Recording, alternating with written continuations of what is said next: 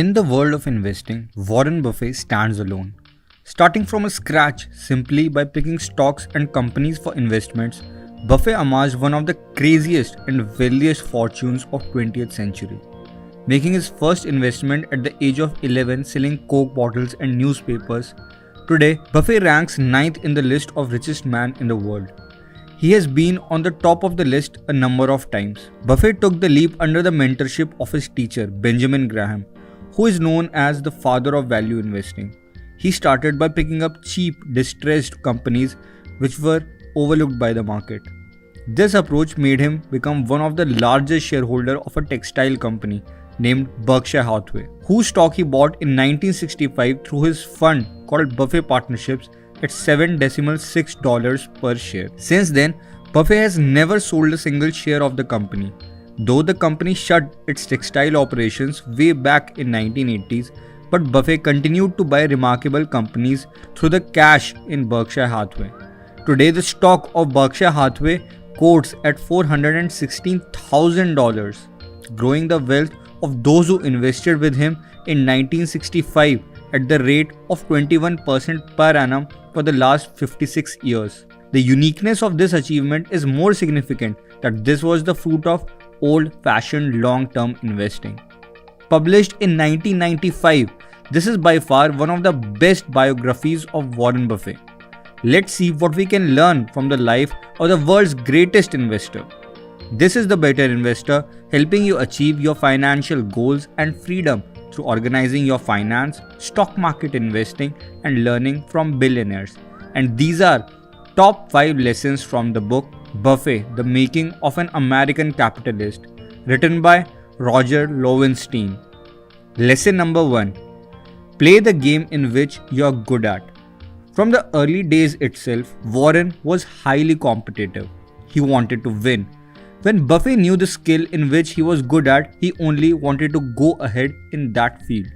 This is described by many a times by Warren Buffett in his lectures as circle of competence, which he also uses before investing in any business. He refuses to invest in a company whose business he is not able to understand. It's hard to digest this fact, but by his feat, one may feel that he must have a remarkable foresight about each and every business. But you would be shocked to believe that Warren Buffett has publicly said that 90% of the businesses that comes to him go in a special place in his office, which is called too hard pile. The businesses that he do not understand, their annual reports and business prospectus find a place in this too hard pile. The paper in this pile straight away goes to trash or recycling. When Buffett started under Benjamin Graham, Warren developed amazing skill to identify cheap overlooked businesses. For 10 years or more that Buffett ran his own fund, the Buffett Partnerships, Warren beat the index all the time in all the years. However, in the bull market of early 1970s, when such bargains were not available in the market and the only stocks that were going up were those that had momentum and were everyone's favorite, which is still called the Nifty 50 bubble of 1970s, Buffett threw the towel. He shut his fund and returned the money of his partners. He did not understand the rationale behind upmove in such expensively valued stocks, and thus, unlike other fund managers and people of those times, he did not invest. He was not bothered to wait at the sidelines. Many a times when asked from Buffett that what is the very first thing you look in a business before investing, to them, Buffett says that the business must be in your circle of competence. In his words, if I do not understand the operation of the business, then I do not understand it. Few questions which may help us to better understand the company may be as follows. What product does the company sell? How is the company better than its competitors? Who are the people that buy the products of this company? On what raw material does the cost of the company depends on? Who is the CEO or chairman or the owner of the company? How experienced is the owner who is running it? If you want to learn more about such a checklist, you can see the first lesson from the book Common Stocks and Uncommon Profits, written by another mentor of Warren Buffett, Phil Fisher, which I'll cover later in this video. Though such a philosophy to stay within your circle of competence may go against the grain of many people who say that you need to master your fear. Agreed, but when it comes to competition, it's the thing that you're already good at, you have high chances of becoming best in. In an annual shareholders meeting of Berkshire Hathaway, Charlie Munger, the right-hand man of Warren Buffett, said, "You must always put your best people at your biggest opportunities and not your biggest problems. Same is true for your mind." Lesson number 2. The power of compounding. In today's world of stock market where everyone is looking for next 100 bagger and ways to double or triple your money in few months, Warren has proven what a normal return of 20 odd percent when compounded for a long period of time can do for you. Not only did he start investing when he was 11 years of age, but today he's 92. I don't really know how many of us are lucky enough to have such a runway ahead of us, but one thing that we can do is start as early as possible. Consistency is the other key. Warren spends 5 to 6 hours every day just reading annual reports of the new businesses, business magazines, newspapers, etc. When you compound the 6 hours of reading into every day for say 60 years, the outcome has to be grand. Such a learning machine has very little odds of failing.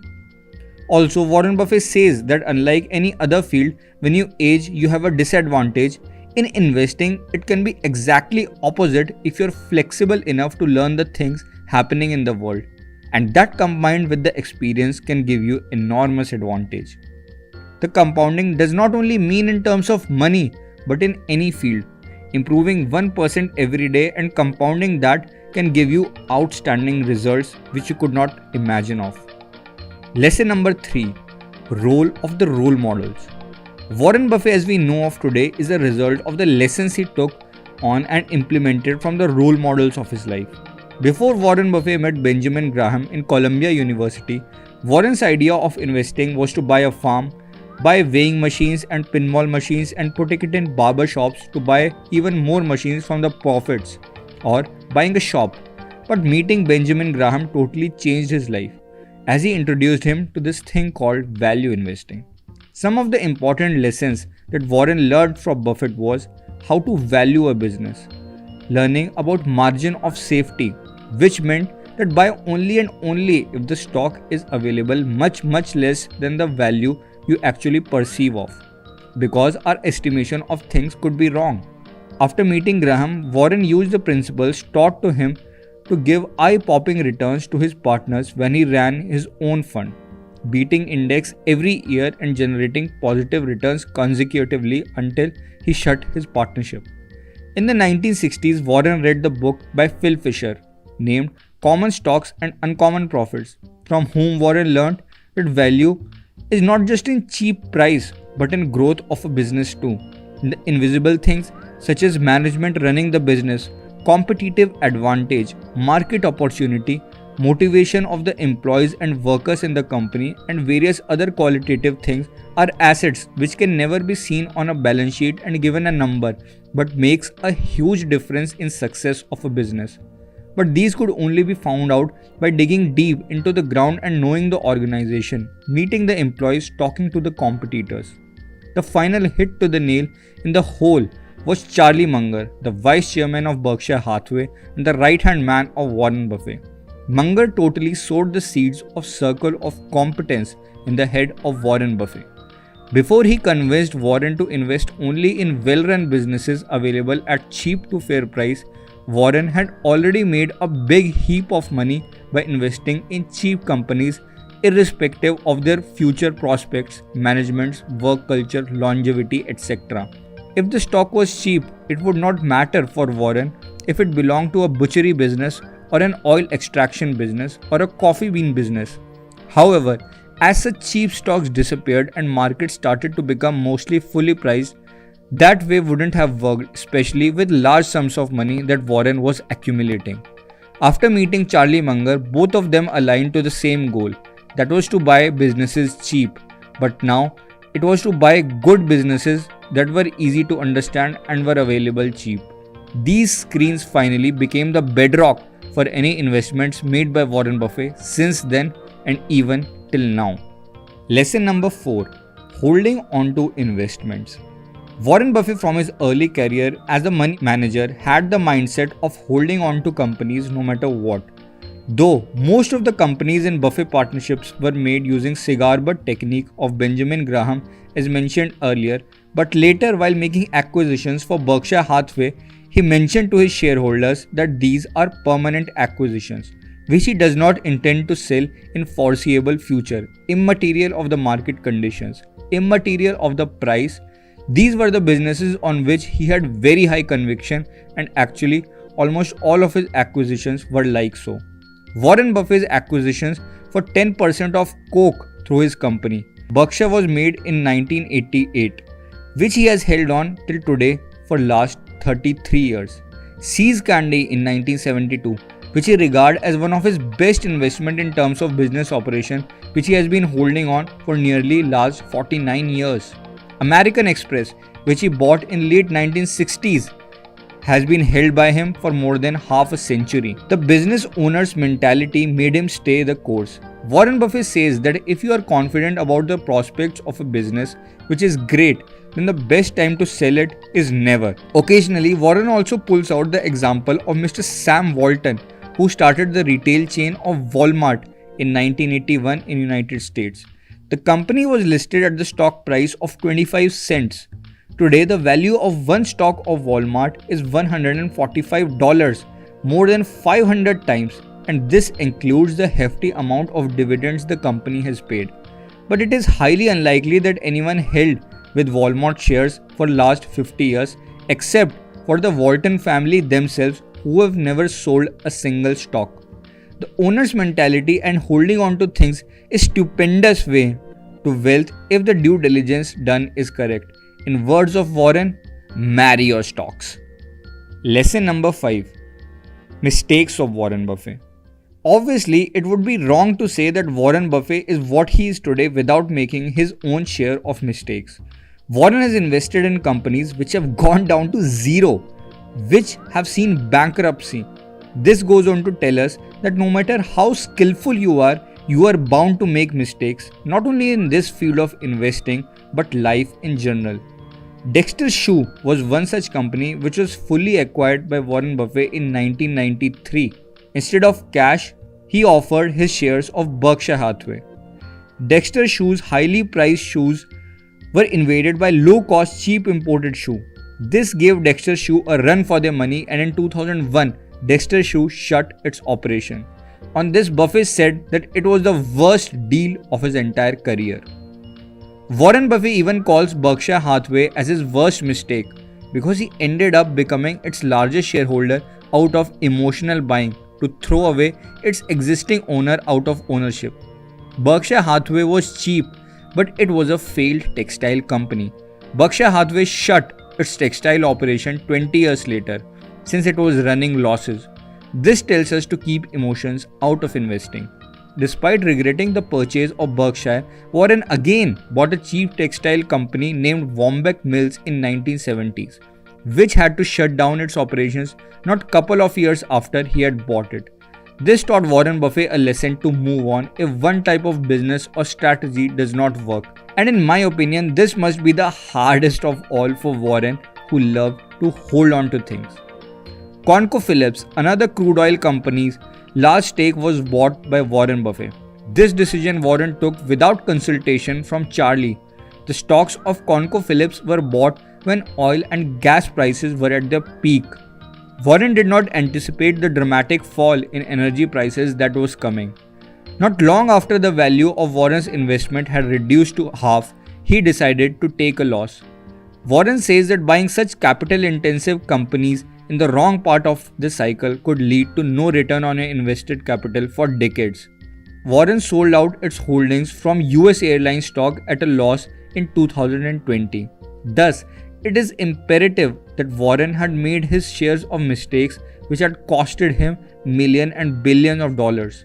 But he always took them in the stride and learned his lesson from them, just as we are learning. Let's have a quick recap. It is extremely important in investing to have in-depth knowledge about the business you are investing in. The very first screen you must run before picking stock is a screen of circle of competence, If one does not know how a business operates, what is its competition, and various other things, then you must give that business a pass and continue to hunt for the next investment. The compounding is a strange concept which is hard to be understood by human mind, and for this reason very few people follow it. When everyone entering in the stock market is looking to dabble and double and triple their money in few months, book a profit and exit, Warren has proven what a simple looking return of 20% annually can do for you if done consistently.